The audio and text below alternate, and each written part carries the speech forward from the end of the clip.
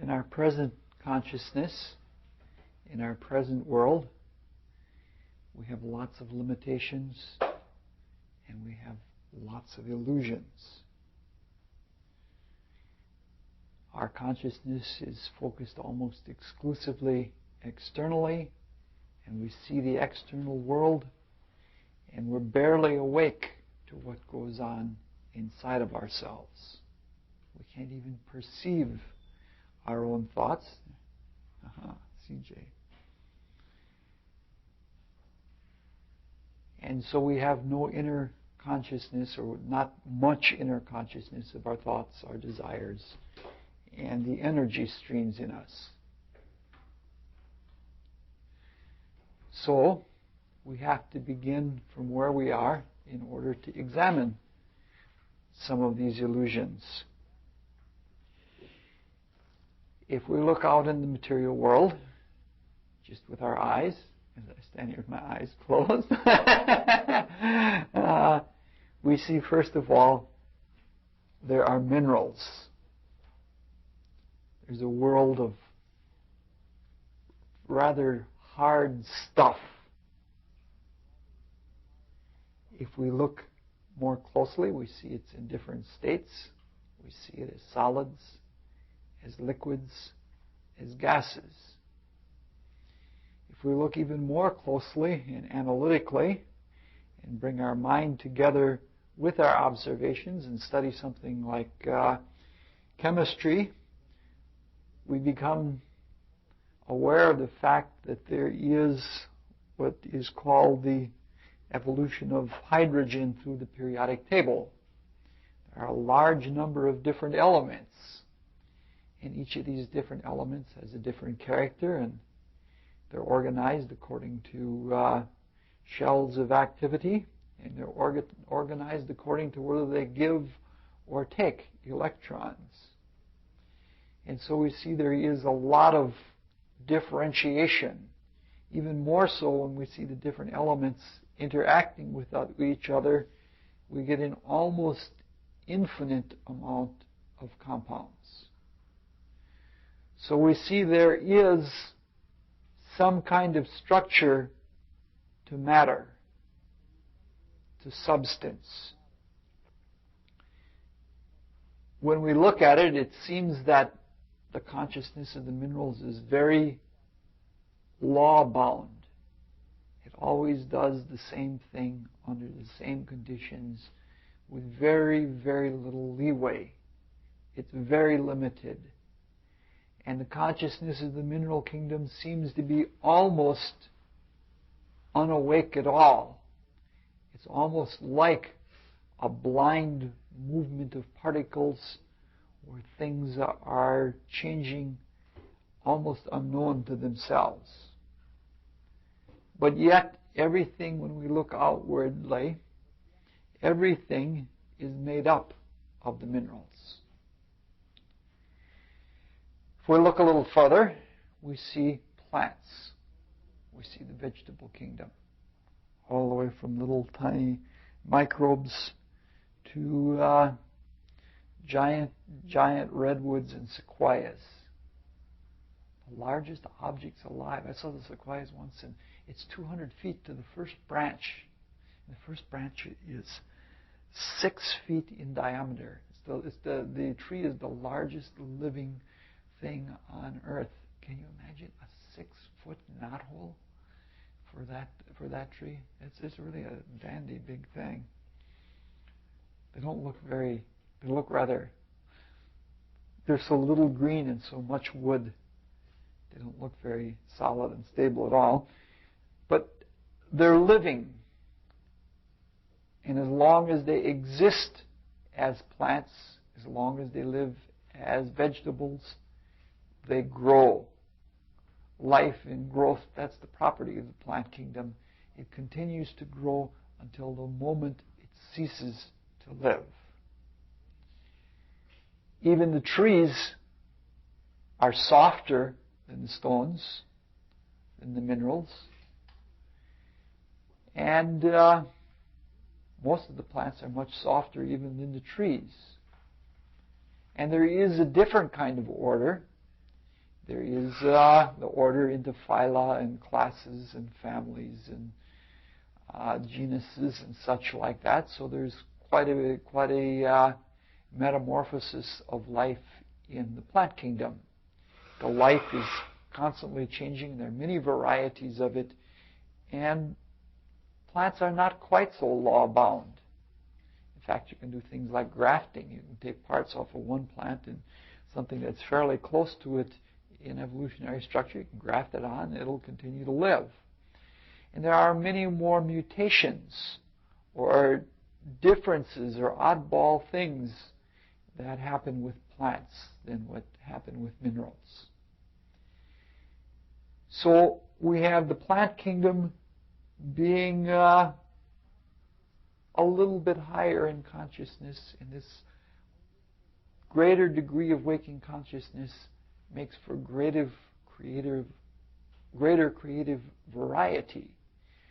There's more opportunities to grow, more different types of things that are done. I'm working very hard from notes this time because this is a completely new talk.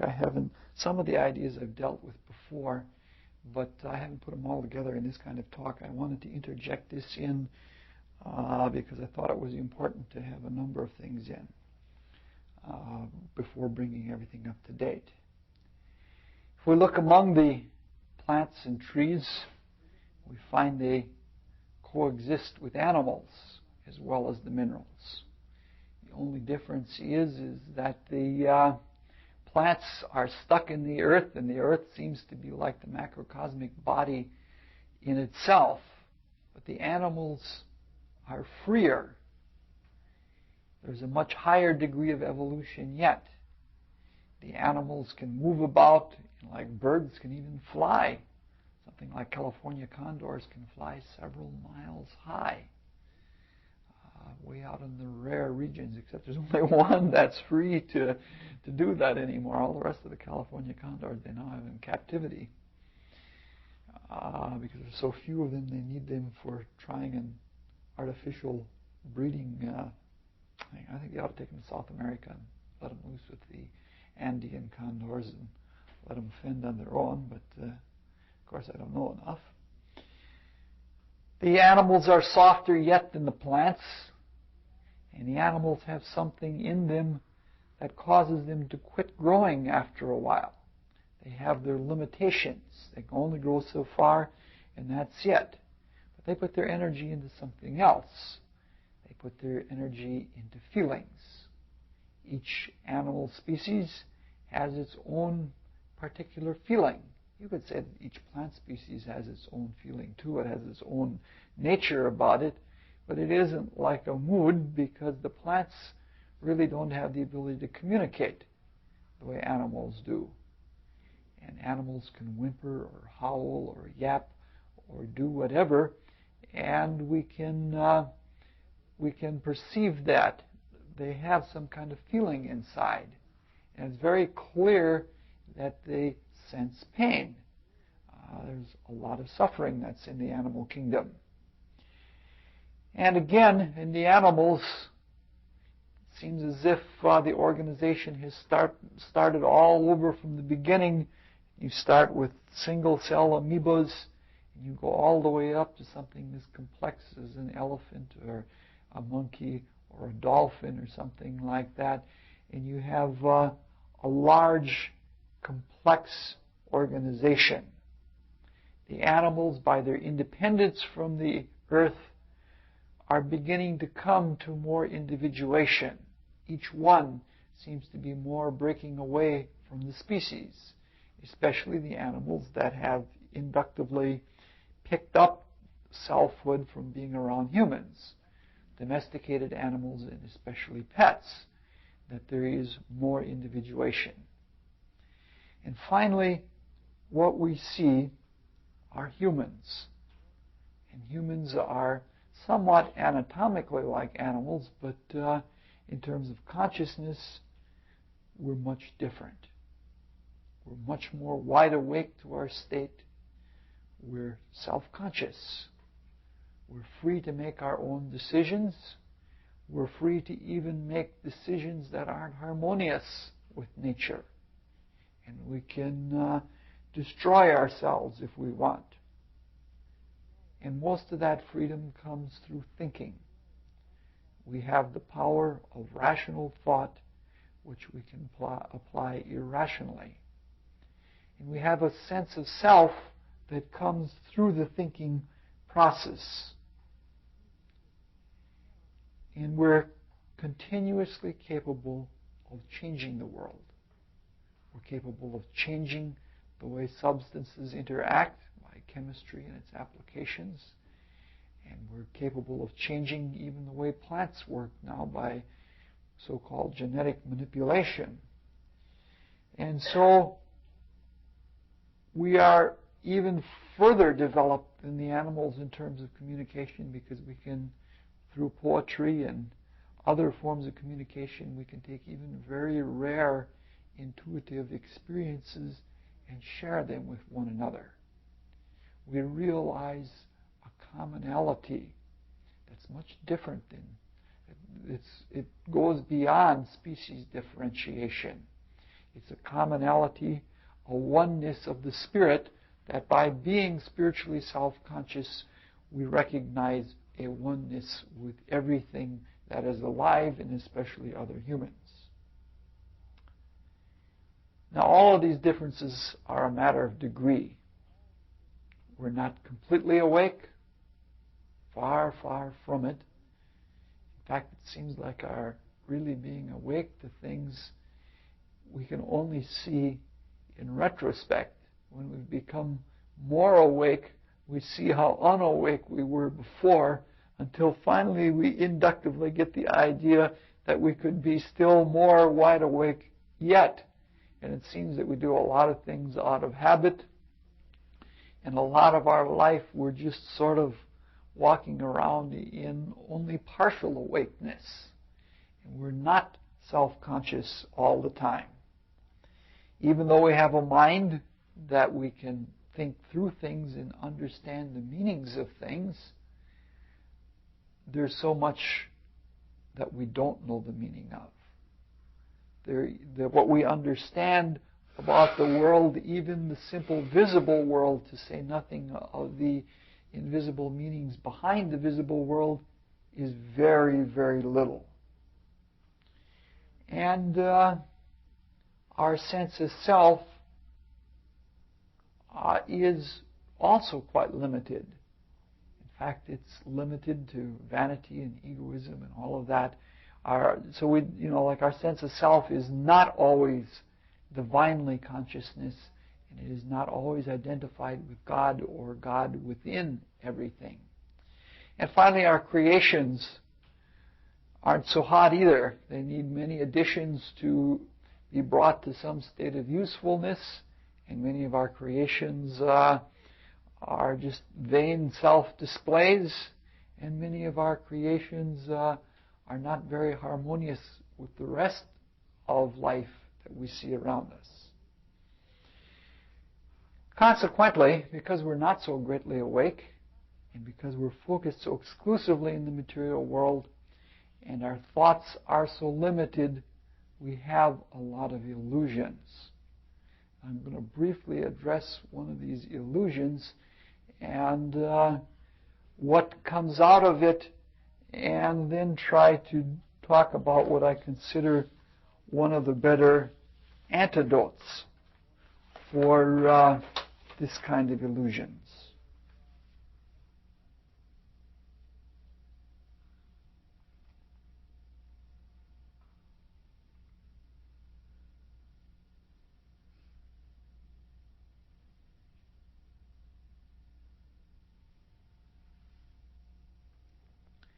One of the most common illusions, even among people who are believers, but most especially those who are non-believers, is that all of the changes that we look at, the changes within the mineral kingdom, within the plant kingdom, within the human kingdom, and between the kingdoms, exist exclusively in the material world. that all of the changes and advances and developments come only in the material world and only of material causes. This outlook is very well developed and summed up in intellectual circles in a theory called material evolution.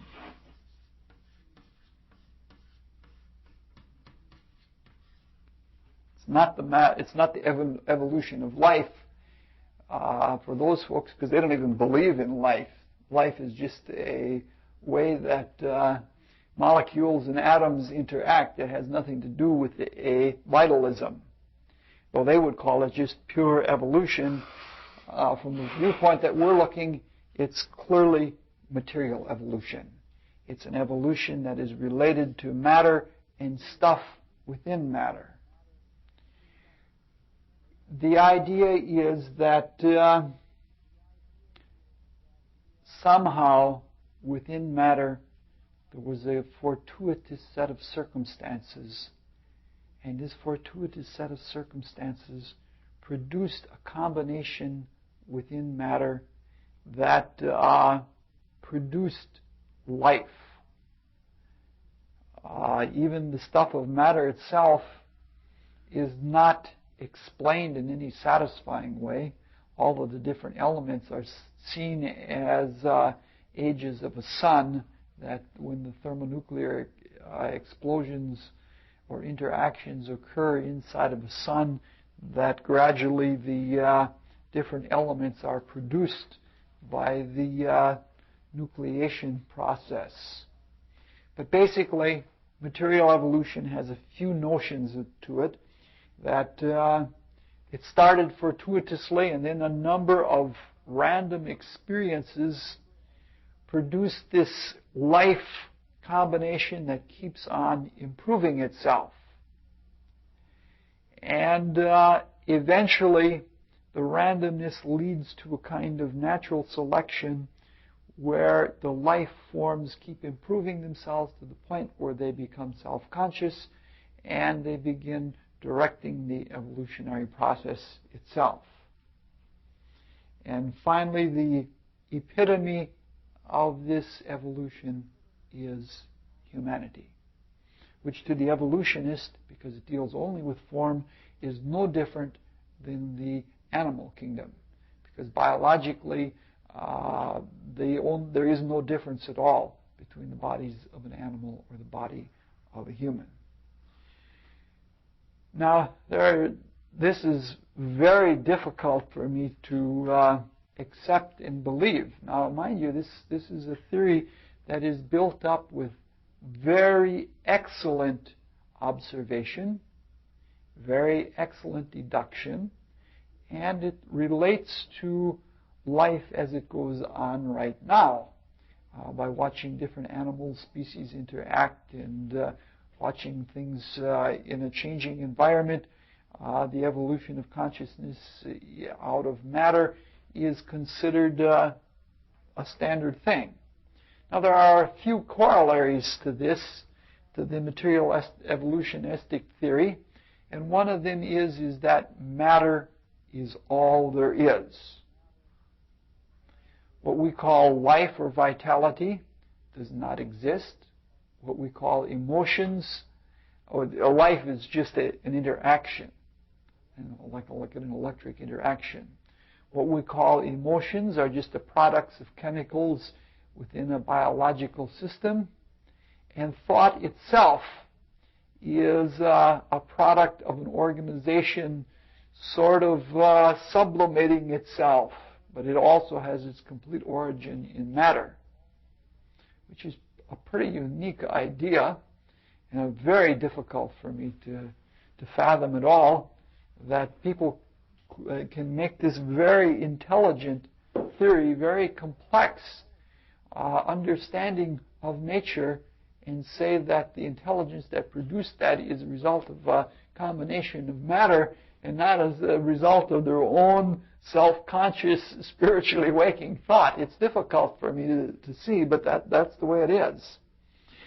Another corollary to materialistic evolution is that the process is blind, that there is no goal, there is no end to evolution, that the best that we can do is continue to evolve in relation to changing conditions and to wider conditions than those at present. There is no purpose, there is no end. And another corollary to this is that it is a bottom-up process, meaning that more intelligent forms of life are produced by less intelligent forms of life. Having hung around my share of pool rooms, I know that a bottom-up process doesn't work. If you're a less good pool player, you can't understand that someone is a better pool player than you.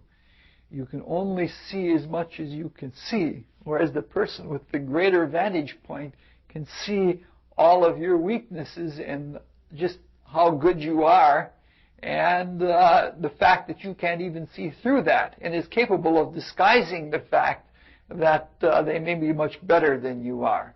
So it is a bottom-up process. It's this whole idea that permeates not only science, but science fiction, such that we believe that we can make computers that are more intelligent than ourselves, and that something like inert matter, which we feel is really inert and not at all having a life evolving in it, is capable of producing intelligence.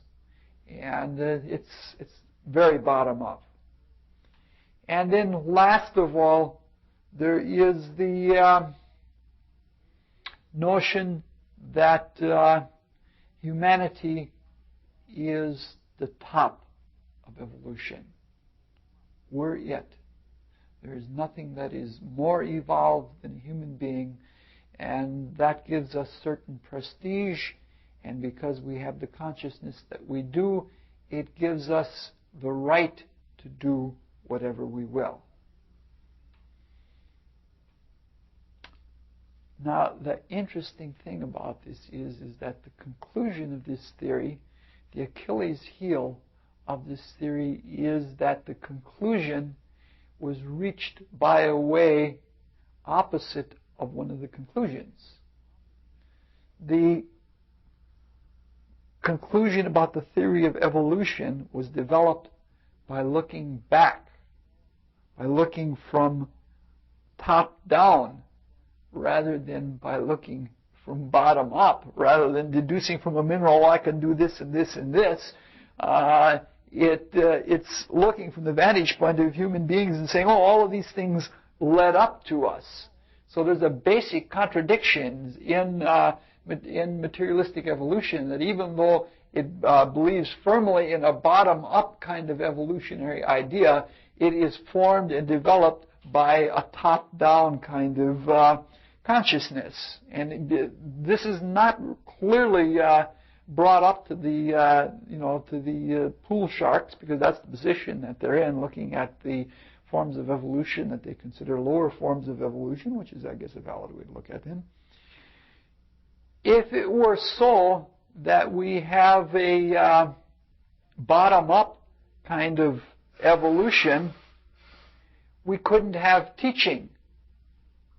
If intelligence didn't proceed from top down and only from bottom up, if evolution went from bottom up and not going the other direction, someone who knows more couldn't possibly teach someone who knew less. And that's another kind of thing that comes out of it. But basically, there is one idea within evolution which, if taken to its fullest, it opens a hope for the idea of evolution. And that is we evolve according to pre-existing conditions.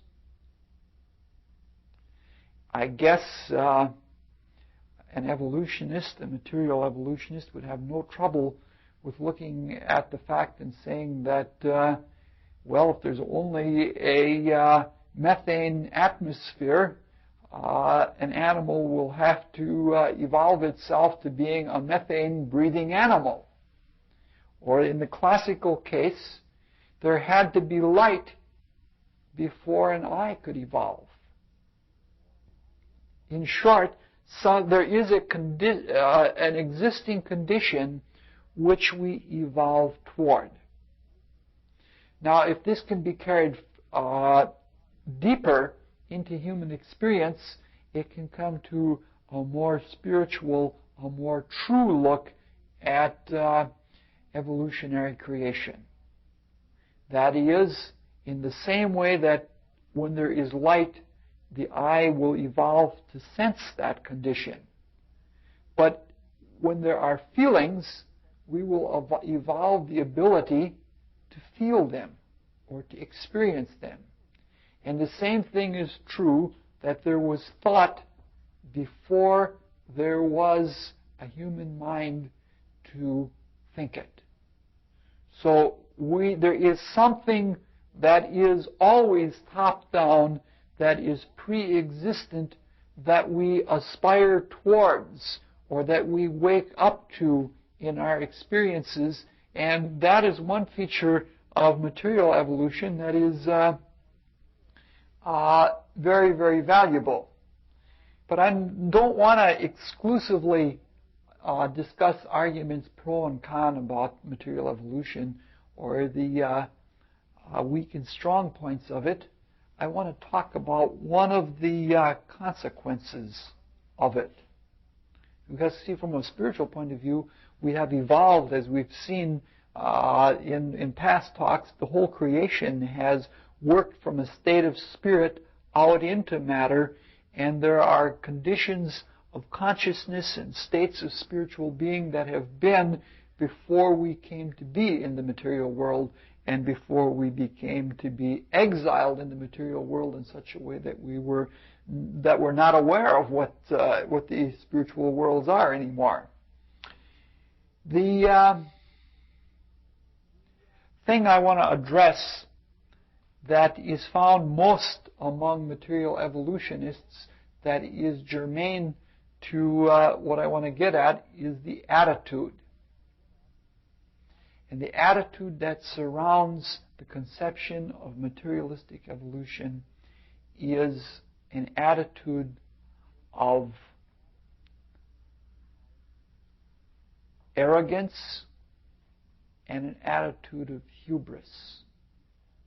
We think we are the best that there is, and we have an arrogance that we can do whatever we want to the substance of evolution.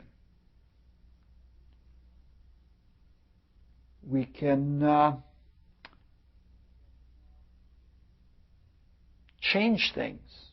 Our arrogance goes so far that we think that we can get away with even destroying our need, our biological need to associate with the other evolutionary chains.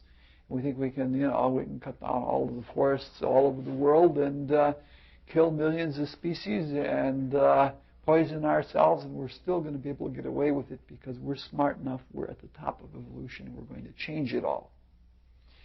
Now, I want to go back to looking at the world. Only now we're looking at humans and look at the way humans associate with each other. We see that human beings, as they come into the world, and as they have always come into the world, tend to come in and associate in families, biological families and social families. And in these families there are adults and children and sometimes several generations, grandparents, great-grandparents, such like that. And in childhood, much of the new development or much of the outlook that we're going to get added on to what we have been from past lives relates to how we are influenced within the family structure. And this means that a lot of our outlooks in life and what we become and where we choose, what we choose to become determines where we're born in a family. What I basically want to talk about is positions in a family, because I'm getting to something else yet. And that's a very, very big subject of which I know very little. I have just the pedestrian observations that everybody else has. It makes for quaint conversation pieces, especially when you're looking at your own brothers and sisters and judging them. You say that there are certain things, so I'm not pretending to have any great psychological knowledge or any spiritual knowledge or anything like that about the subject, but just making a few very human, simple observations. And so there are things that are different about being a first child or a second child or a middle child or a last child. That the treatment is different for each of the children, and there are different capabilities that are more likely to be developed by a child according to where it comes in the social structure of the family. Like, as we can see, we've seen this all along in these talks about the spiritual evolution, that the younger children get all the benefits from those that have come before them. So that if you're a last child, if you're a baby of the family, you learn from everything of all of the children that have come before you. The parents are relaxed, they know what it's all about, and they know it's their last one, so they can baby you a little more. And all of your older brothers and sisters are sort of like extra parents to you.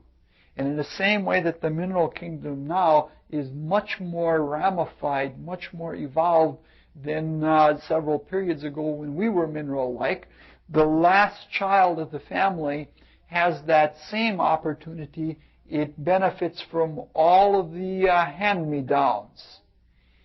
It is difficult, though, in some ways. If you're a last child, you have a really hard time doing something that distinguishes you from all of the other children that have come before you, especially if you've been pampered all the while, and sometimes a last child is rather nervous about carrying the ball when all of the routes have already been run by other people, and it's not an easy one to live with. On the other hand, if you're somewhere in the middle, you have a different kind of consciousness. It goes both directions. You've got somebody to look up to and to get hand-me-downs from, but you've also got somebody to protect. You've also got somebody that you can dominate in the same way that you're dominated. And so being in that middle position, you're sort of benefiting from being able to see things in a bi-directional way. Instead of always looking up to others and trying to have to live up to what the others have done by being a last child, if you're in the middle, you can do something that is going to be passed on to somebody else in the family. A middle child also is, it can play both ends against the middle against both ends, but it also is in such a place that it doesn't have any extreme point. There's a great value to being first, or there's a great value to being last, but if you're in the middle, you're always in the middle. You're not a special pampered first, or don't have the heavy responsibilities, not a pampered last or the heavy responsibilities of a first child. And so there's a tendency to mediocrity. And there's a tendency to be a middle type of person, more of a servant kind of person, being a second child. Now, first children have the most direct confrontation with the generation before. It's the most direct like if you're the baby, you're cushioned. Like if you've seen families where there's a baby in a family, that baby is cushioned from all of the emotional shocks of the family by all of the older kids. But if you're the first one, you're the interface with the parents, and you were the first before there was anybody else there for company. And parents, are not always sure about their ability to be parents, because suddenly you have this a helpless infant dumped in your lap, and you're responsible for it, and you love it. But you said, what do I really know about taking care of an infant? Or what do I really know about bringing up a child? Anybody can parent a child or bring a child into the world, but to really know what it takes to bring a child up. So there's that. This is the first one. There's always that tendency to work much harder at being a good parent with the first child. And so the first child usually has much more discipline, but it's first. It sets all the precedents. It can be what it wants to be, but there's a lot of responsibility on it. The parents this is the proving of whether the parents are fit to be parents of even more children, according to the way the first one appears to be going. So there are all sorts of. So the first children tend to be a little bit more conservative, a little bit more responsibility bound, and they tend to much more go into very conventional kinds of activities. Then there are special cases. There are twins, which has problems of its own. It's hard having an identity all of your own if you're twinned. But on the other hand, there's extra attention is drawn to you if there's two of you there that are alike. That's something that's very unique and that stands out. That is altogether different. Then there's a two-family child. There is no middle in that. One is first and one is last. And in two-family children, there's a little bit, both extremes there, but no middle. And so there's a tendency to a little bit more of competitiveness and a tendency to a need to deviate and differentiate greatly from each other if there's just two options there, just two there. Then there are single children. It's the beginning, it's the end, it's the center, it's everything. And unless it has lots of interaction with other children as playmates, it is not really fully capable of developing the social skills, especially within the family, because it's only there, of developing the social skills that a child develops as a child and that are particularly childlike because it's all alone. Single children either tend to remain babies or they tend to become very responsible very soon because that's the way they're treated. They're treated almost like, either you're the child and you're kept that way, or you're such a part of the adult circle. The adults outnumber the children in a single child family, that the child is part of the adult circle because that's where all of the influences come from, and a single child often evolves a maturity that is beyond other children. So it's usually there's one extreme or the other. Then there are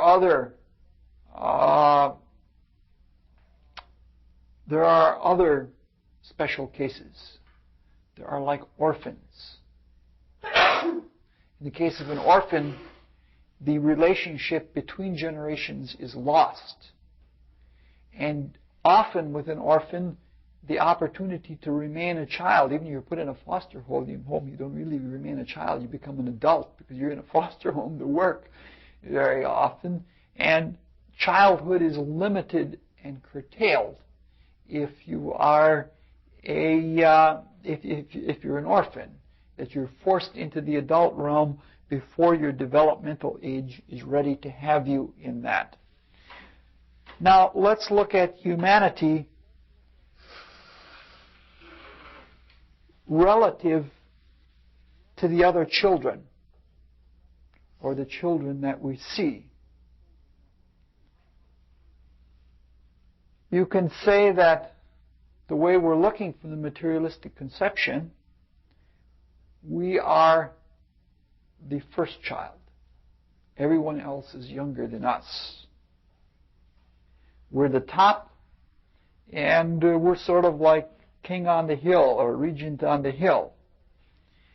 But because we are the only beings that have self-consciousness, and a very separative self-consciousness, we're almost like individual children, single children in a family. And in another way, since we have no generations before us that we directly interact with, we're like orphans. So in this kind of consciousness, we think that we are the unique beings. That we're so special, we're so different, we're so unique from everything else, and we think that we're really on the top, and that we have all the prerogatives and all the rights to do exactly what we want to do. And we feel we have privileges, not even responsibilities, because you can't really say that there's responsibilities because the whole business is a fortuitous happening anyway. This is all just a chance that we're here. Even in science fiction, people think that we may be just an experiment. That other beings dropped us here as an experiment. And then, there's not a whole lot of purpose to that either. It doesn't go very far. To some extent, we still acknowledge our need for the food chain. We see the other, instead of looking at the other evolving life waves as our younger siblings that need our help and that need our love and that offer us something to give to, we look at them as food, or we look at them as playthings. And it's getting to the point that we feel that we don't even need them anymore because we're just about to be able to create new food for ourselves. They already have, it's amazing, they have from genetic engineering, they have, little sacs inside of an orange where the juice is. They've got those now that they reproduce them. And that they think that there's going to be no more orange trees in the future. Why take up all that space with orange trees? And there will be specially controlled environments where those little orange sacs remultiply, and you won't have to worry about seeds or peels or anything like that. You'll grow them at such a rate, and they'll drop into a conveyor belt, and the best kind of orange juice at all. There won't be any fiber in there at all. It'll just roll. You'll be able to drink all the orange juice you want, and it'll be free. So we have this attitude that we don't even need. We don't need the creatures below us. Right now, they're just an experiment, and when we get a little further along with the experiment, we're going to do away with it if necessary. In short, we have this pride in ourselves. We're cocky, almost like a defensive, cocky orphan oldest child. And this arrogance is carried so far that it approaches insanity.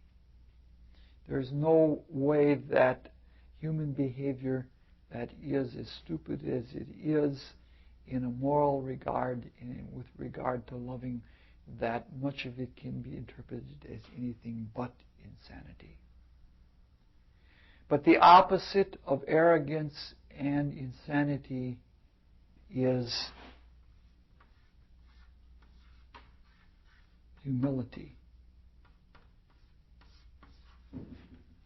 Humility and sanity go hand in hand. They're absolutely the one and the same thing. The humble attitude is something that we're open. And when we're open, things can flow into us, things can flow through us, and we can be healed. If it doesn't take long at a mental institution to see that there are two things that accompany insanity. One of them is difficulty in dealing with the basic energy of consciousness, that is sexual energy. Almost everybody, if you go out to Mendota, whether you go to the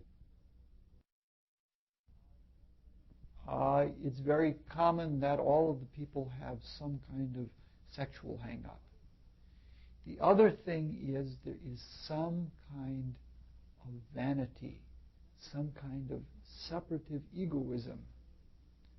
I've seen people say out there, "You've got to let me out of here.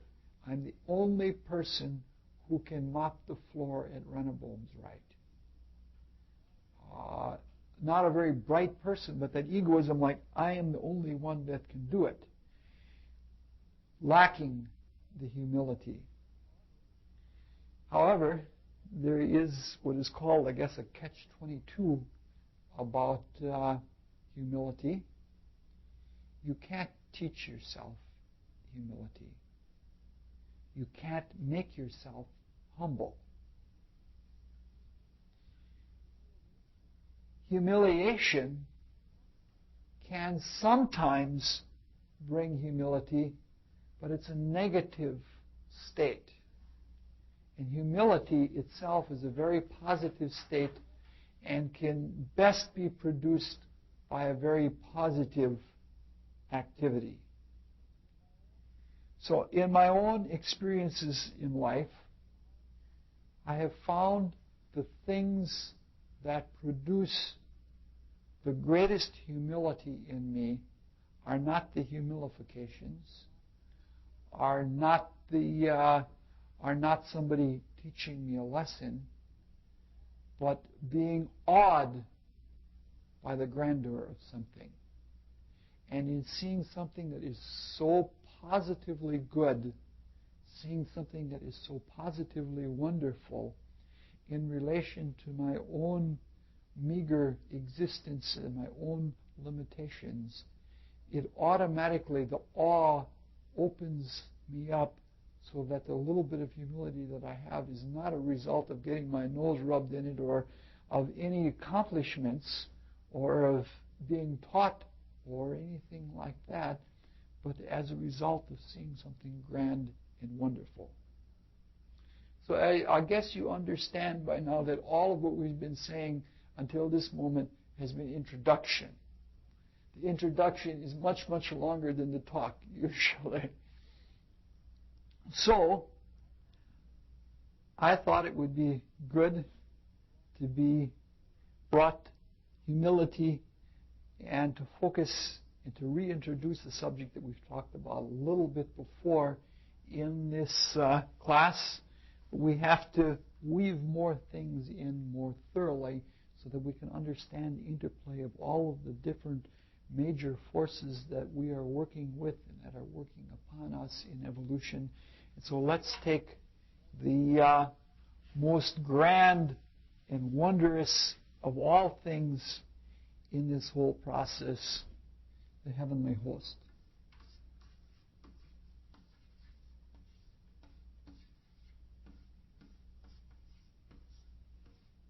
So in short, we're going to talk about the spiritual hierarchies, We're going to talk about the what is sometimes called the Elohim, not in the specific definition, or with a small g, we're going to talk about the gods. We're going to talk about the creative beings within evolution. The whole idea is we're preparing ourselves to open up to the fact that not only are there the animals, the plants, and the minerals behind us, but that stretching out before us is a multitude of beings that is so evolved beyond us that we can't be anything but sheepishly humble. It's something that is so stupendous. The first time it is experienced, as I'm told, I've not experienced it yet, that one is left dumbfounded. In fact, in a very quaint kind of writing, one is very much awed by somebody who writes almost exclusively about different spiritual hierarchies. He's got a very tedious vocabulary, but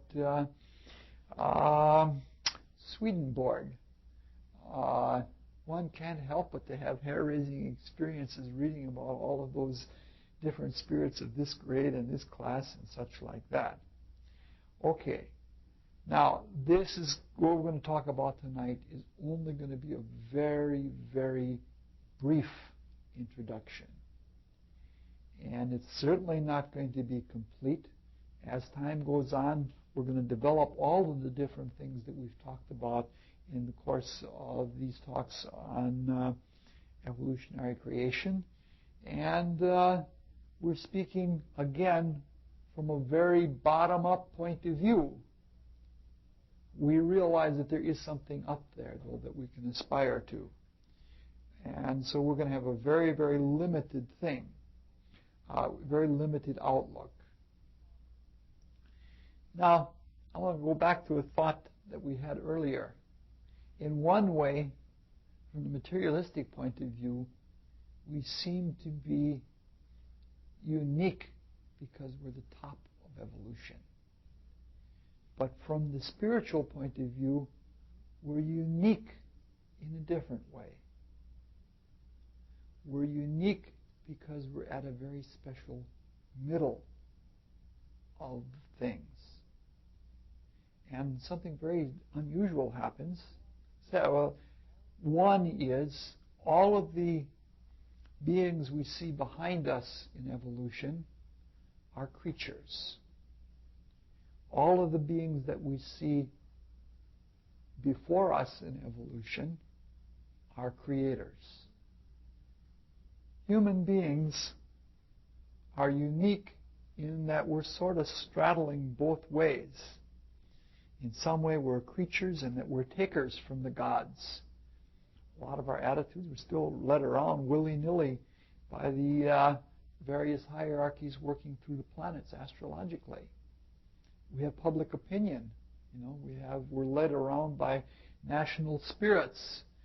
To a large extent, we're almost like a biology experiment that's a little bit cruel, but if you take crayfish ballast themselves by taking sand into their body. But some biology teachers, instead of putting sand in the bottom of the aquarium for crayfish, they take and they put iron filings in there. And the crayfish take the iron filings into them.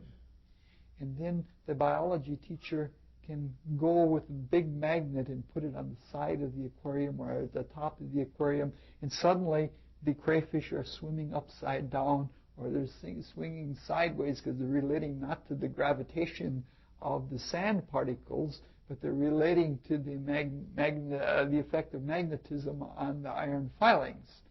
And to a large extent, everything that we are in our bodies is a projection from the gods. And the gods go through an experience. And we, in our own little way, follow afterwards. And so, to a large extent, we're still creatures. But on the other hand, we have the ability to assert free will. We can do whatever we want, and we can create, and we can bring in completely new things. So human beings are a little unique. And this uniqueness is also something very, there's more leeway. We have more leeway than any other creature in the cosmos right now. If we look back at the minerals, water always boils at the same temperature under the same pressure. You put together hydrochloric acid and iron, and you always get the same result.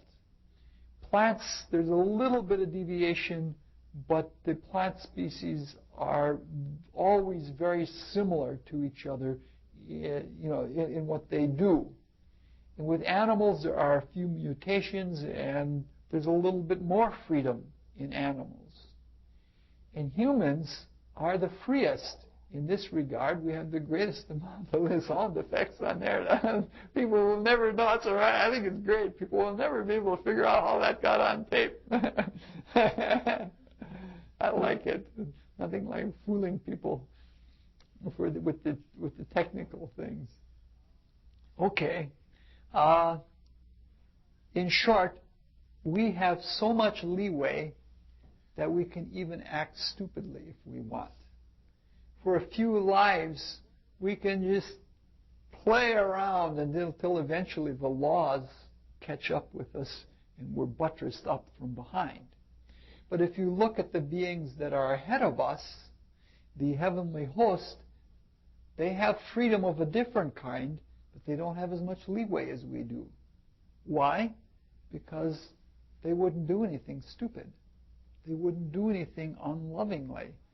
Because the more highly evolved in creativity the beings of the heavenly host become, the more they see the divine wisdom within the divine plan, and they're like the older children. They have the greater amount of responsibility, and they understand the value of that responsibility, whereas we're sort of, again, like the middle child playing the middle against both ends. When the creative responsibility gets too much for us, we just want to go back and be animals, or eat and sleep and, be like a cat or something like that. And then again, we want to be distinguished for all of our brilliance. We don't want to be just seen as bellies, So we got it both ways. Okay.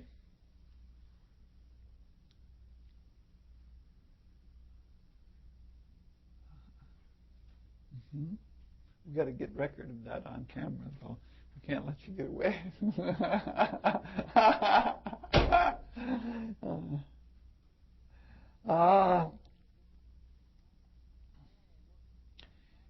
I want to look not so much at individual creative hierarchies. I'm going to say just a very few words about each of the hierarchies that I do. Some I'm going to skip altogether. But I want to talk more about classes of them, because the classes of them give us a conception of the big things that are in store for us for evolution. To go into detail about what the angels or archangels do is not the purpose of this. But we're trying to look at the heavenly host in terms of major steps of creation and a few rough ideas of something that we can apply in our lives. If we have these rough ideas, it takes a while of working with something, like when you first learn to drive a car, it's a big act to just be able to stay in your lane. It takes a while before you can think about parallel parking with 6 inches on either end of the car available to you. You get the refinements later on. With the big rough stuff you can use right away from the beginning. Okay, we're going to look at classes of them, and in presenting these, we're going to look at the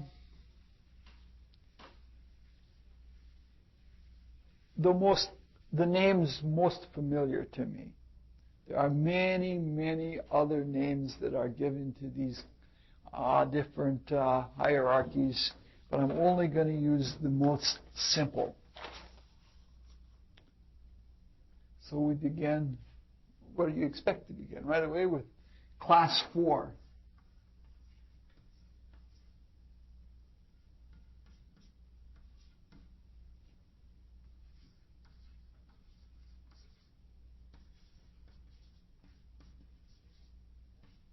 This is going to be tables. The rest of this is just going to be tables with a few words filled in here and there.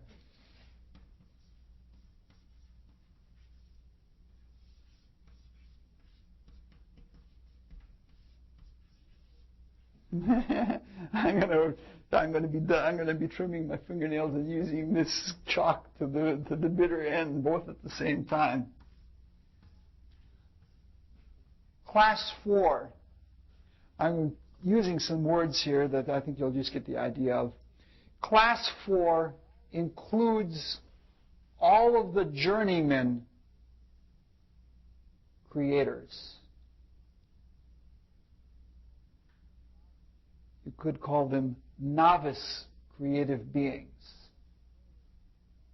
Even though they're way evolved beyond ourselves, they are the journeymen. You're familiar with how it goes with trade schools. There's a master, there's a journeyman. What do they call the first stage in a technique? Apprentice. Yes. We're sort of like the apprentices. All right. And all of the journeymen creators of the host are beings that are learning by doing. They can all shepherd creatures. They can develop and participate in creative activity of all of the creatures, but they cannot initiate a geminal creation. If a creation is started, they can work with it. And by a creation, I mean something that has a reality in the cosmos. Our physical body is a creation. We cannot, the class 4 does not have the creative freedom, does not have the creative ability to initiate the germinal idea and ability of something to take form, like a physical body is. So this is class 4. First, on the very bottom of class 4, I should actually write them up, but it would be kind of funny.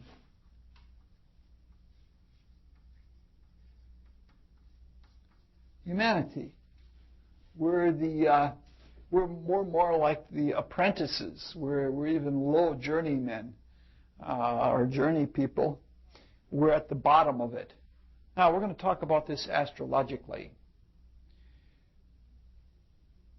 According to the spiritual teaching, the center of all creative being is associated with the womb.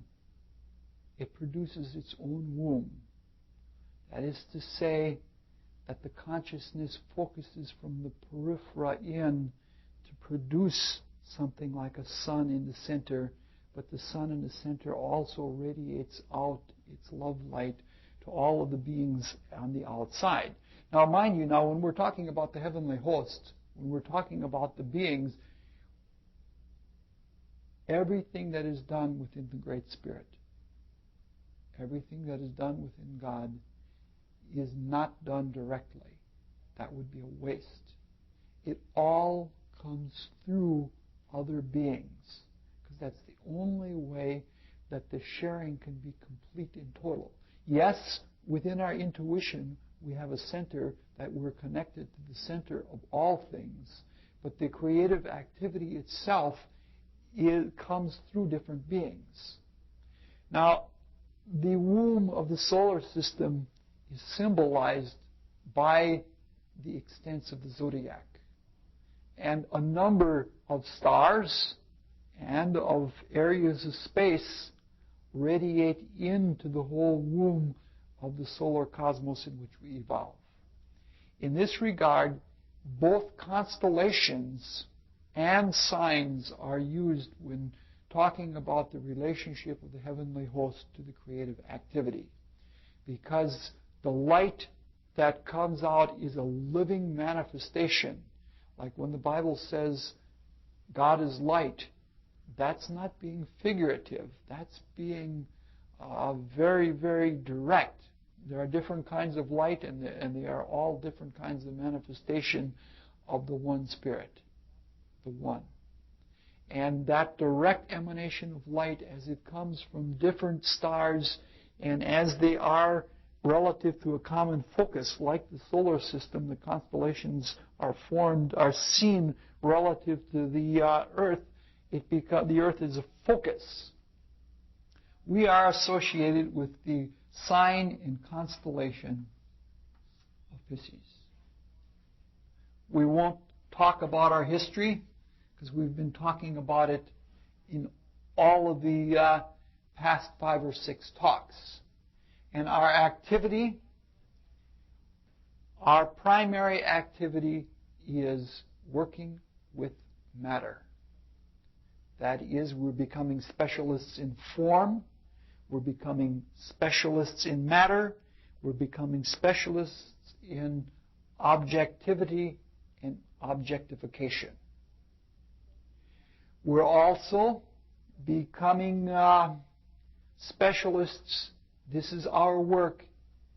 Our self-consciousness come through the mind, and it has come when our mind is focused on matter. So our primary work is the relationship between the way spiritual self is manifest through thought on the mineral kingdom. That is our work. So even when people are tunneling tunnels or building plastic cups, the experiences of that are sinking into the consciousness, and that's what we are becoming experts at. And this is one of the most fascinating things of all. All of our astrology, when we say that there's a very compassionate soul that is coming to birth, that compassionate soul, in order to work out harmoniously with the entire cosmos, is born with a lot of foci in Pisces. And this is one of the things that humanity is becoming a specialist in. Pisces represents blind ignorance. And our blind ignorance, our fallen state, in that we are being truly humilified. And in our exile, in the vicissitudes that we feel from our sins and our errors, we're becoming especially compassionate beings. And we're becoming very, very discriminating beings, just like the 2 fishes. We have such a sharp difference between the inside world and the outside world. We're becoming specialists in discrimination. All right. Then we have, in class 4, we have angels. And they are associated with the constellation and sign of Aquarius. Even the water bearer is seen with an angel-like face. The history of the angels is such that they were human-like when we were animal-like. They were human-like when the cosmos was no deeper than the ethers. The ethers themselves are ruled by Aquarius. And that's the primary working ground still of the angels. And that means that for 2 successive periods, the primary focus of the angels has been through the ethers.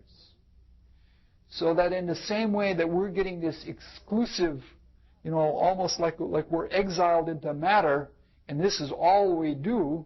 We've talked about some of the illusions of it. For 2 days in a row, the angels have been associated with the vital function of the ethers.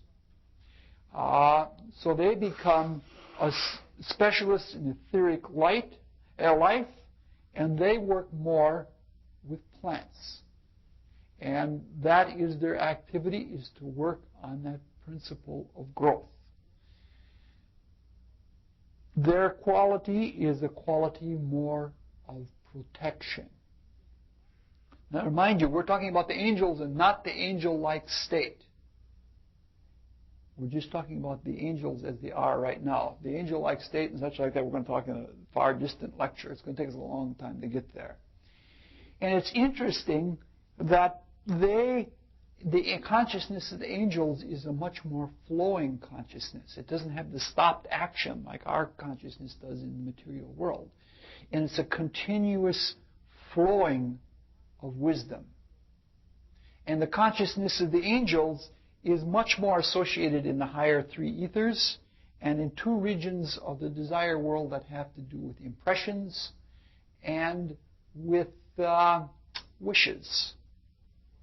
Again, Aquarius. This is so beautiful. It all focuses together as we go along with this. You're going to see case after case after case. That simple astrology.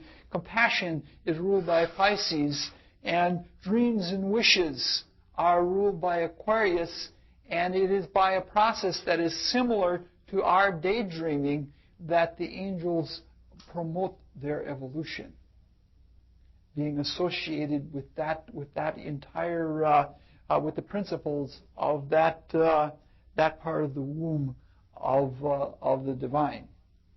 And so the angels do a lot with perception and memory and things like that. The angels retrospect everything that happens in a given area of nature every night after the sun sets.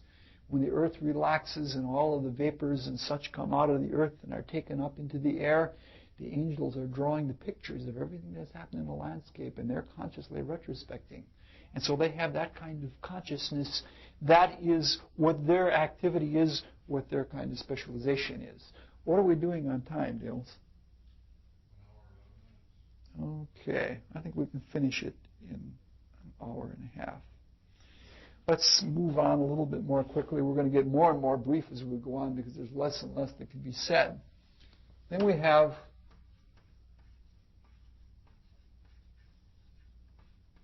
archangels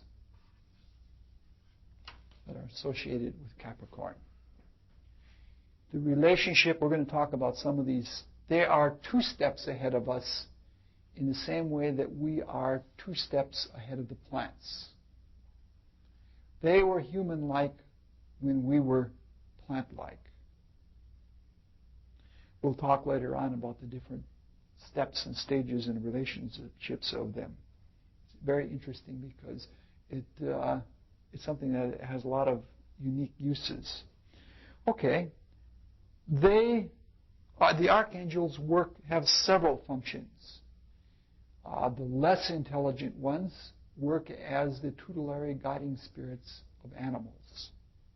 See, the archangels are focused primarily in the desire world, in the astral world, the world of feeling and emotion and passion and such like that. Those that have bigger states of consciousness are some of the guiders of humanity. They are the beings that are race spirits. They're that different races and different cultures have likes and dislikes of other cultures, and they get their experiences by interacting with each other. And a lot of this is controlled through astrology, which itself works through the astral world, through the desire world. And the quality that the archangels have is Capricorn-like. It's a cold dispersonality. They can pit animal against animal, or they can pit nation against nation, where it is a do-or-die situation, but they have that dispersonality so that it doesn't. There isn't any fight about it. It isn't taken for real, or it isn't taken personally. Whereas the angels have more the Aquarian, the etheric-like quality, that they're always protective and always more flowing. And so the archangels then deal with extremism, or they are the beings that have, when each religion has its own flavor, like Hinduism has a flavor that's different than Jainism, or that's different than the Parsi religion. And when our word religion means relinking, and it means relinking with the gods, and there is a God that is behind every religion, and at different stages of different religions, and that religious fervor, that pointed religious desire, is associated with the archangels. And so they deal primarily with the middle and bottom of the desire world. They deal with the coarse, passionate desires where there are fighting, and the region of feeling where there is interest or indifference. And the religious spirits, not the animal spirits, but the religious spirits, deal with the upper part of the desire world and such like that. I don't want to go into. I have a lot of detail that I could go into. All right. The last member of class 4 is the lords of the mind.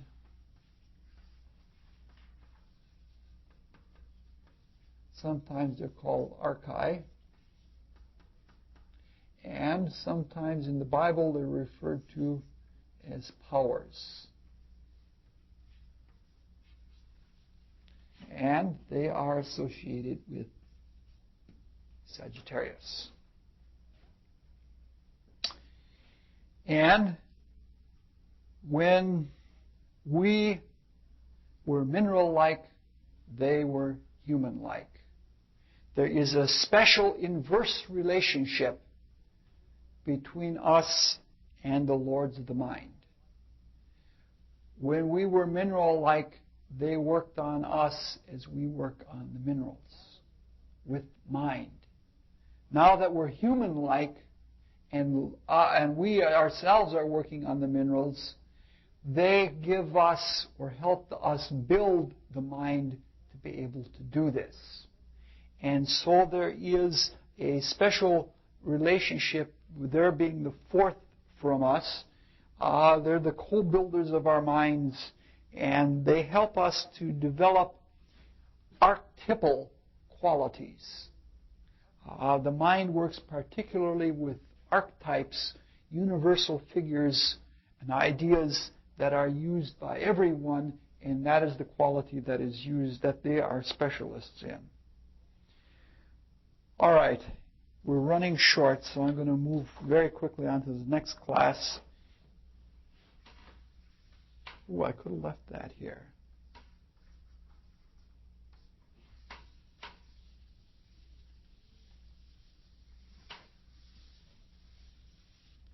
Class number 3 and 3A.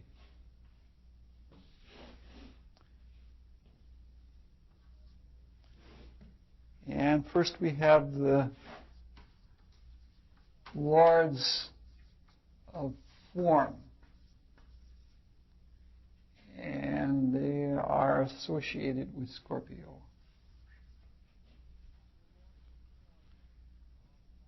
The lords of form are class 3A. Let's talk about class 3A, class 3 with the exception of 3A.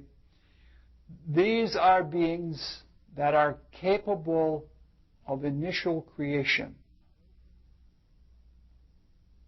They can begin a creation, a creative activity, like the creation of the very principle of a vital body, or of an astral body, or of a mind. They can actually work in the initiating stage of that.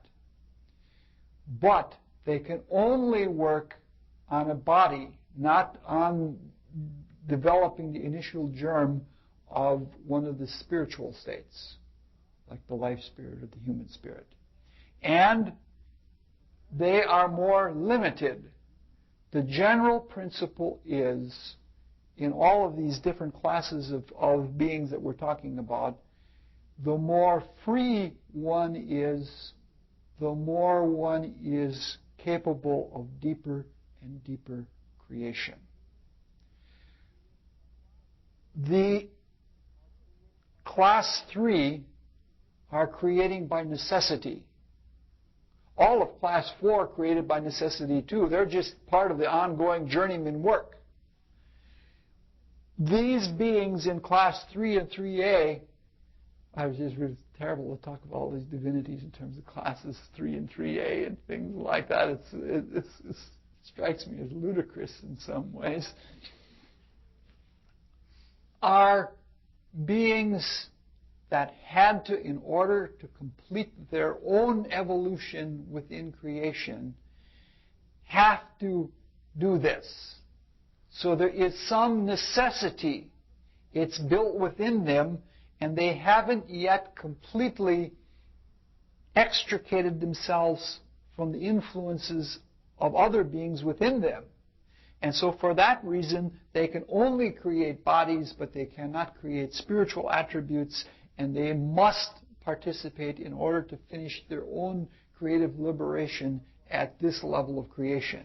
So they have, this is saying that freedom is talent. That if you have a talent, you are free. Like somebody who, nowadays, somebody who is an expert computer programmer is free to go wherever they want to go, but they can get a job anywhere they need a job to go on with.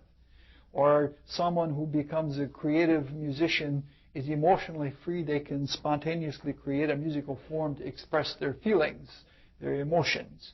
The same thing is true only with the basic stuff of spiritual life. The more creative talent a being has, the more free it is, and the more free it is, the more it can give. We're going to see a little bit more about this as we go on. I'm going to just skip all of this altogether. 3A, a lot of the tabling here. I'm going to skip to just mention these things, just to mention the classes. 3A, the Lords of Form are the central clearinghouse for all of the activity in the Earth period in which we now exist. They didn't actually create a body, but they're the center of all of that is going on right now. They are the central focus. All right? Then we have Lords of Individuality.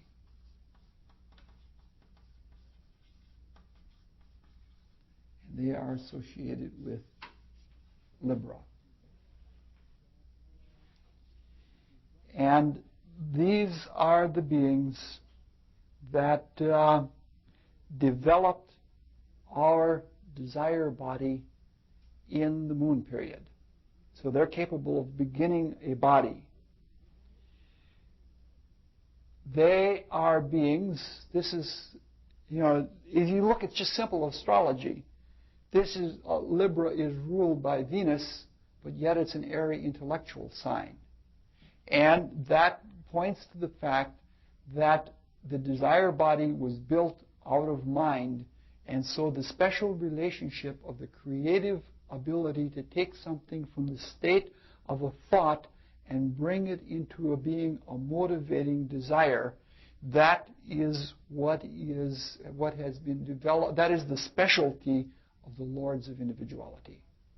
All right, that's all detailed things. By meditating on the astrology of this, by meditating on these beings, you can come to lots of understandings about things.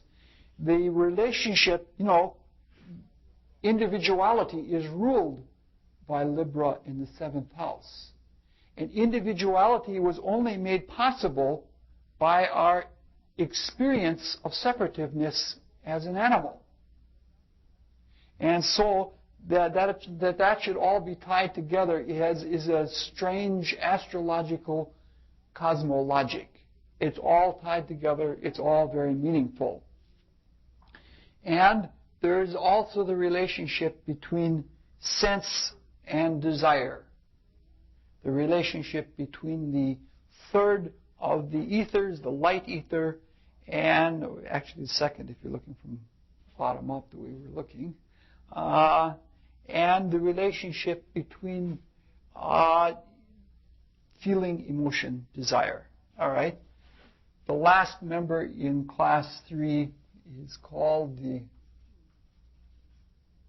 Lords of Wisdom.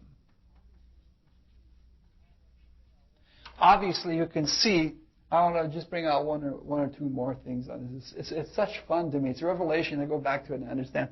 There's a big special relationship between the Libra and Capricorn, between the archangels and the lords of individuality, because that deals with the matter. See, this Saturn is exalted in Libra, and so there's a relationship between the two signs, such that the current group spirits of the animals have a special parlance or relationship with the lords of individuality, the initiators of our desire body, because we're sort of the shuttlecock of the whole evolution. I'm jumping way ahead to other things that we'll talk at another time, but I get excited about all this, and I want to talk about it, and it's one of my favorite things. These beings are ruled by Virgo. These are the beings that way back in the Sun period developed our vital body. They were capable of producing that germ.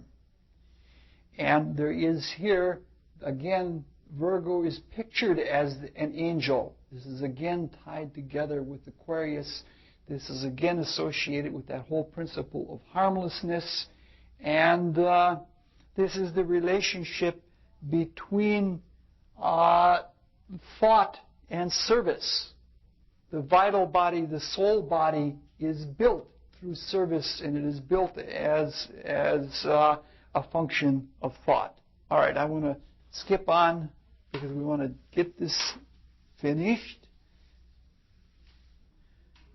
I don't know if the magnitude of all of this has sunk in.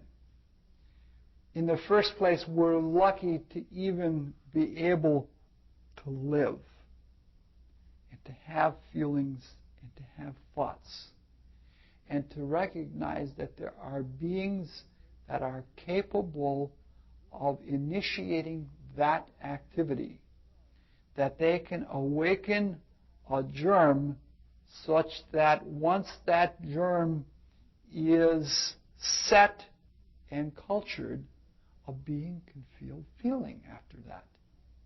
How do you bring feeling to something that never had feeling before? The potential is all there within the great chaos, but how do you, to do a completely new creation is something that is profound, very, very profound. There's a trick, it's sort of a psychological trick, but try to say something that doesn't have any meaning. You can't do it. And that's sort of like when we're talking about the creation, like for the most part, most of us don't even feel a whole lot. Our feelings are very mute and gray when we listen to a great classical music composer and understand all the feelings that person not only felt but was capable of expressing accurately in music. There's somebody that feels a lot, but a being that was capable of beginning the ability to feel it all. This is a very great creative power. And when we're talking about something that is awe-inspiring, we're talking about something about as high as you can go in that regard. All right. We're looking at class number 2.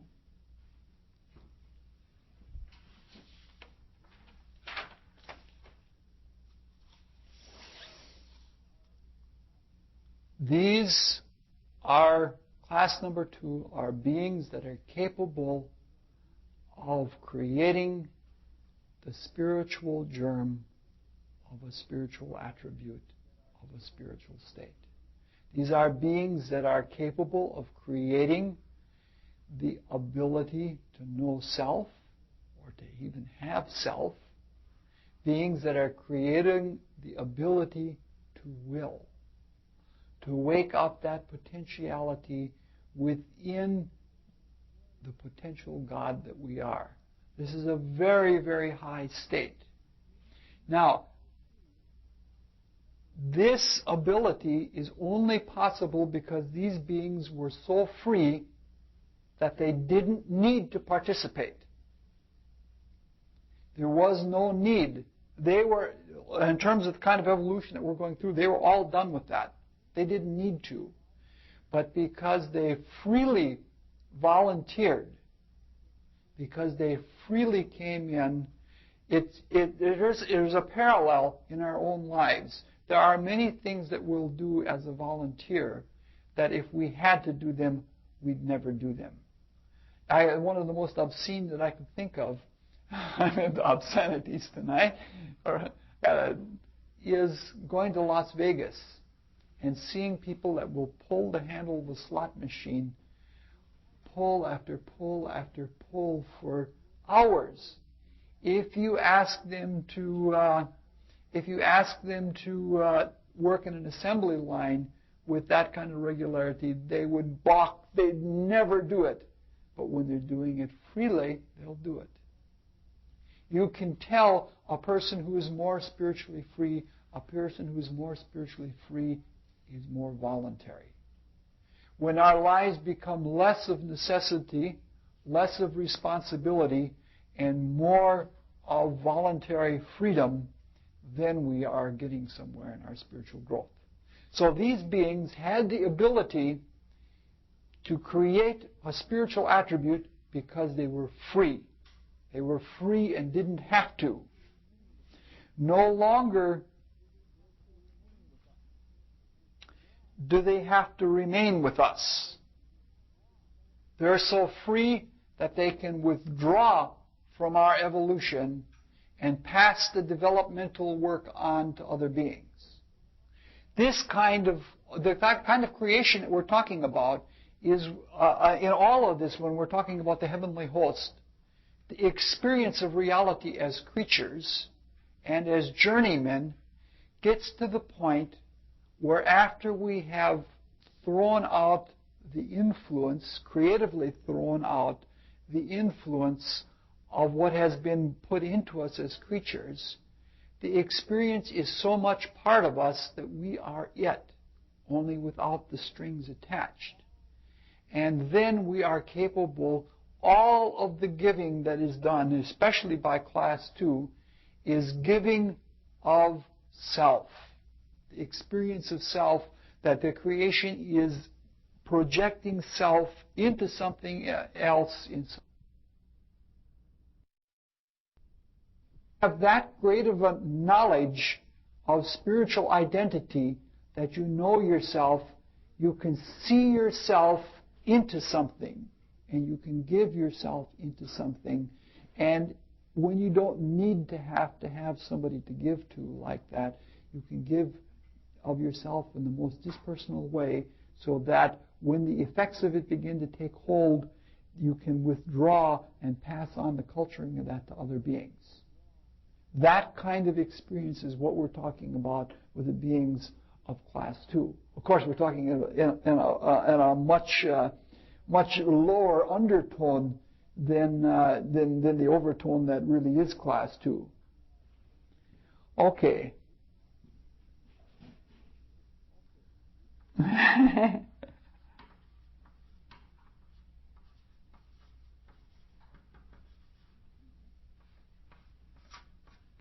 The seraphim are associated with the sign and constellation of Gemini, and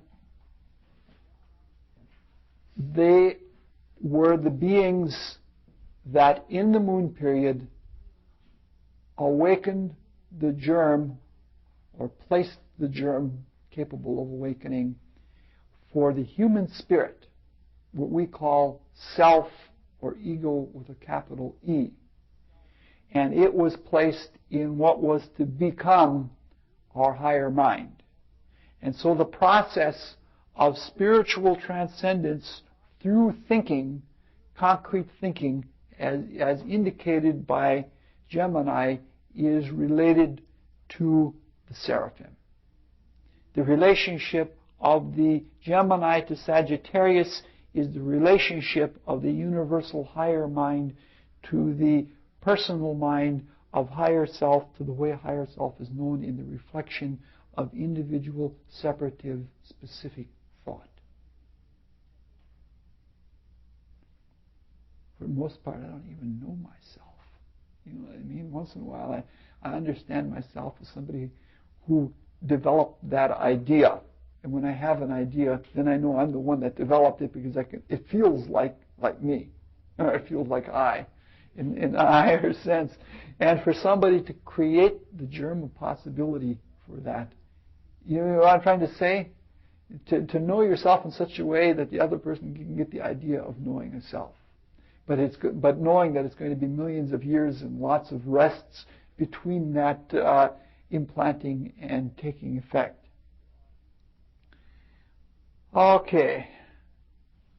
I'm going to just quickly pass on again. I'm going to get it all the way down to nothing, I hope.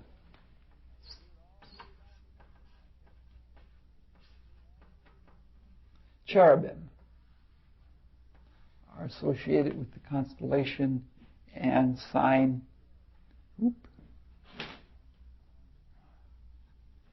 of Cancer.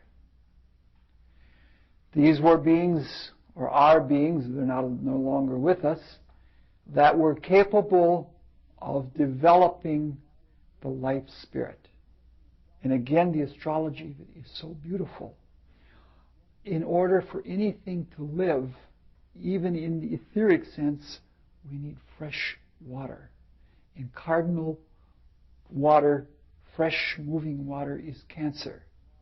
But even more beautiful is that the life spirit, which is the Christ spirit, is the divine feminine. And there is no more feminine sign than Cancer. And even further yet, the second attribute, the life spirit, the divine feminine, within the Trinity, macrocosm and microcosm, is the principle that draws out, that imagines relative to the Father. And that principle of imagination is nowhere expressed any better than in Cancer. So I don't know how to say it, but even people who are doing junk astrology, whether they know it or not, are dealing with something that's very, very precious. You know, it's to me, I guess, one of the most awe-inspiring and one of the most humbling things is seeing how it all fits together and how it all weaves together and works together, so that every single thought is remembered.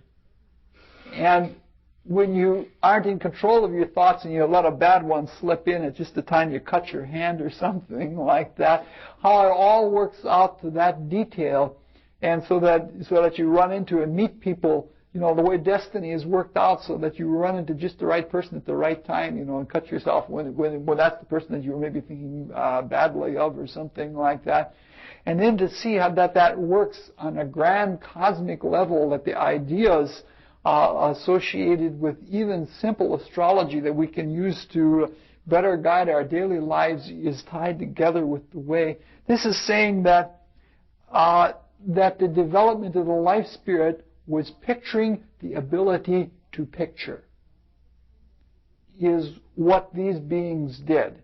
That's a profound notion. Picturing the ability to picture, giving that potential imagination, is really a very heavy, high idea.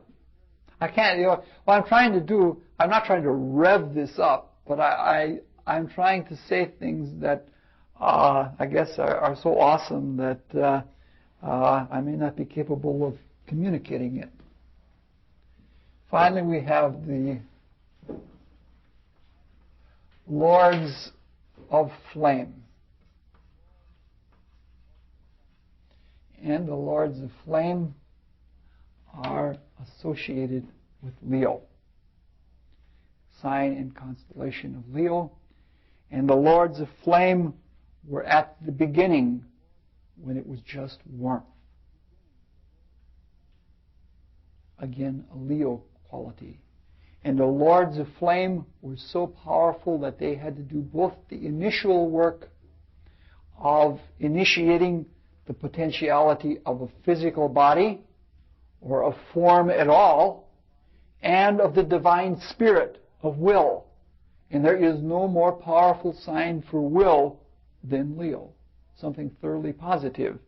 And the very fact that, that the Father, or the first attribute of the Trinity, is our relationship to the Supreme, to the One, and that there should be a relationship between the most fundamental physical form and the most profound spiritual oneness, that they should meet together in one hierarchy of the greatest of freedom of those that we've spoken of so far, and the greatest of potentiality, that emanated all of that from themselves. What I'm trying to say is that there's a dovetailing here. And it's a funny thing, and not a funny thing, but it's a double dovetailing, because Leo is the sign that is ruled by the sun itself, which is the central point or the central focus for everything from the outer worlds coming in. Both form and life are associated with the sun, and they're associated with Leo. Okay. I guess we've looked at enough of that. It's time to look at Class 1. As you can see, there are less and less members in each class. And we're now at the toppest class of all. So much for that one.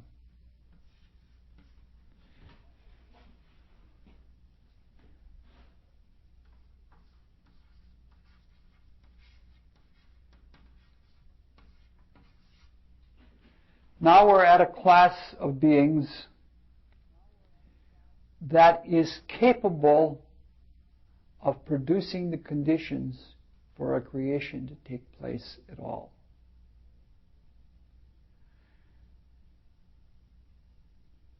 We're looking at a class of beings that is so free that its creations are neither creations of specific spiritual attributes or of spiritual bodies, because that would be a waste of that kind of freedom, of that kind of spiritual power. It can make possible the conditions. And therefore, when it gives of itself, the self is so dispersonal that it is beyond developing an individual focus. We're talking about something that is from a region that potentially transcends the focus of our solar system that we call by the name of God. That has moved on to a higher cosmic plane altogether. Okay, the teraphim are the beings that produced out of the chaos of the world of God, or out of the general state of the absolute, the ability for there to be the stuff out of which form is made. The ability that it produced the condition that substance could be developed within. Not even particular parts of substance. What is called cosmic root substance. Cosmic root substance is the reality that spiritual scientists have that corresponds to mathematical space of mathematicians. That all the space is tied together. That there are an infinite number of completely contiguous points, and those points or particles are all one.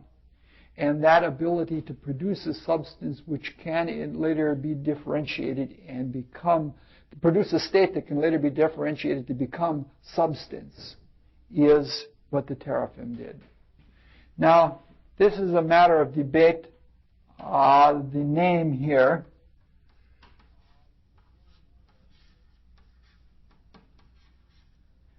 zeophim, is the name that is given somewhere.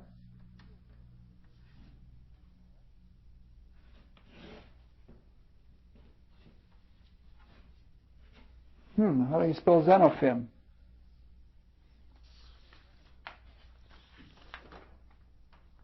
Yeah, X-E-N.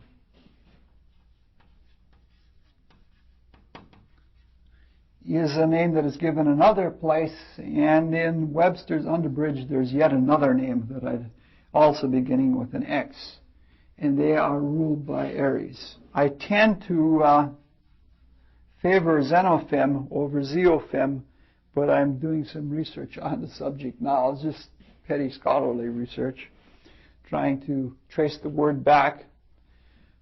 But these are the beings that made possible the conditions for spirit to be made manifest, for existence to exist.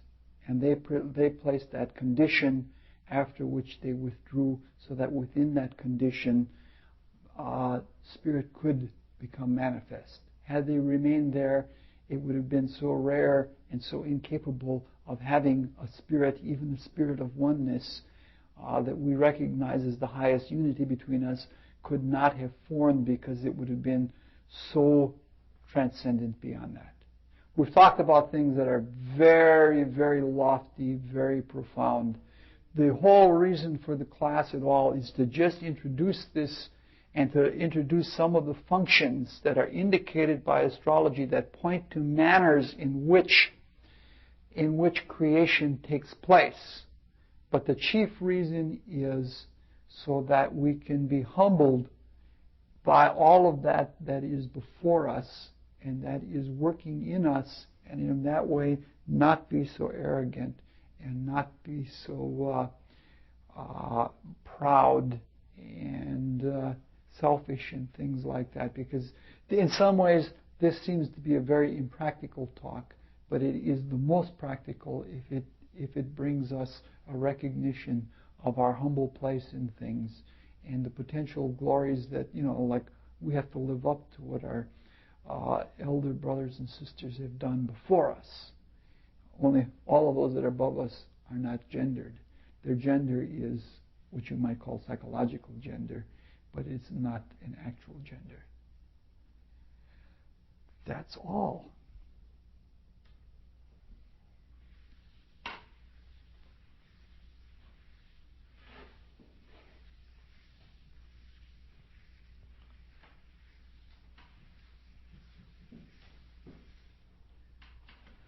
No questions. I figured there'd be hundreds of questions.